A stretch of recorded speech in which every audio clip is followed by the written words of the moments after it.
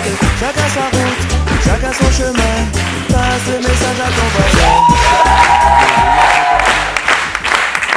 Merci, mais je fais ça pour la musique. En fait, il fallait que vous l'entendiez. Bon, c'est pas grave. Donc, en 1995, il y a 21 ans, alors, référence à la musique, alors que Daniel David cartonne au box-office à ce début d'année 95, comme chaque été, mon oncle, ma tante et mon cousin me proposent de partir en voyage avec eux, en camping-car.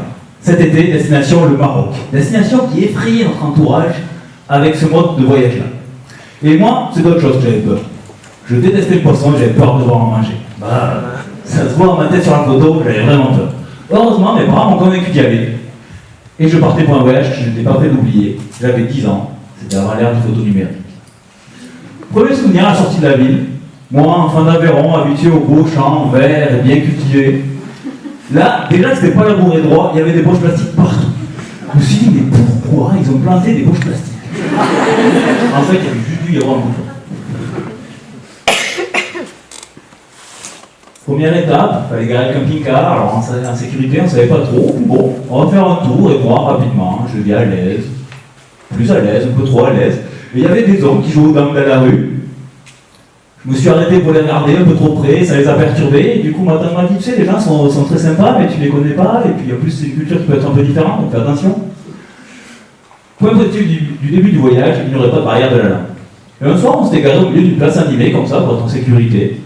Quelques heures plus tard, quelqu'un vient taper au camping-car, peu effrayant. En fait, les gendarmes qui nous disaient, la place est vide, désormais en plein milieu du trafic de la drogue, veuillez vous dépasser.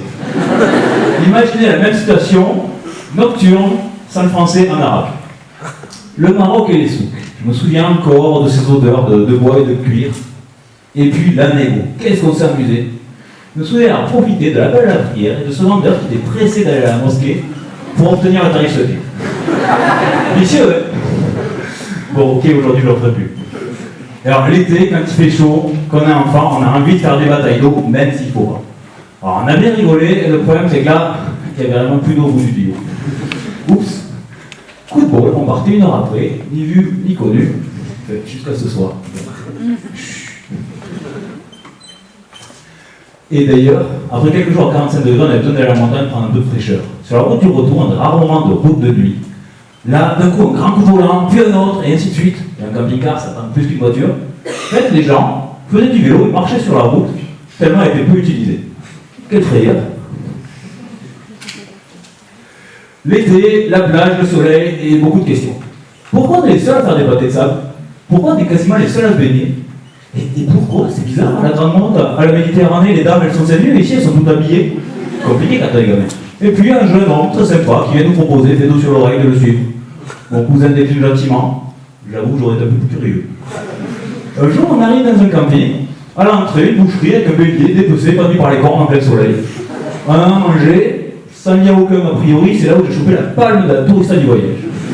Bon, on a aussi eu de super fun à cet endroit-là. On voit pas la mer en dessous, donc vous croyez qu'on sort de 30 mètres de haut, en fait il y en avait 8.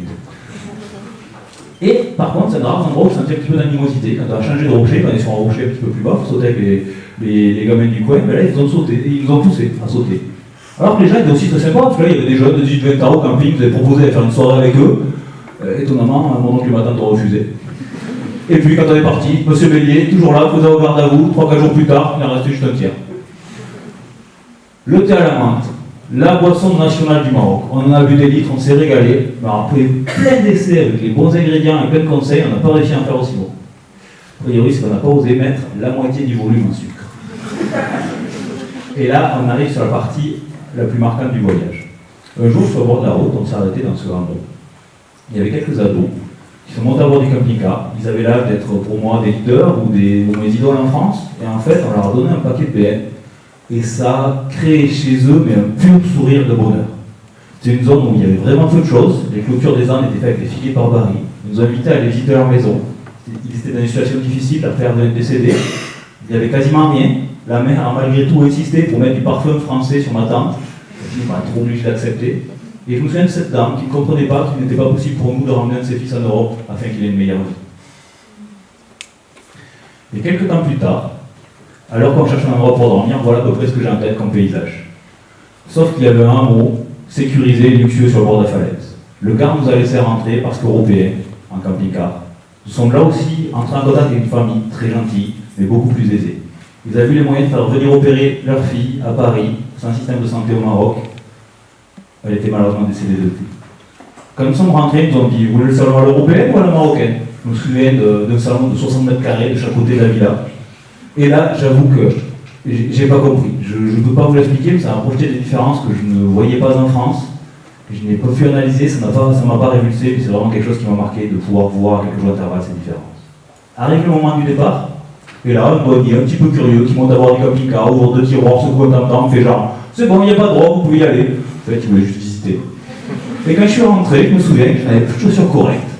Je ne voulais pas en acheter. Ma mère ne comprenait pas pourquoi. Et je pense que vous, désormais, vous comprenez un peu mieux. Donc en conclusion, ce voyage en camping-car nous a vraiment permis d'être au contact, en échange de la population. Si je n'avais pas fait ce voyage, je pense que je serais quelqu'un d'un peu moins ouvert et surtout un voyageur différent. Donc pour finir, je dirais que voyager quand on est petit, ça peut vraiment marquer la vie. Merci tonton.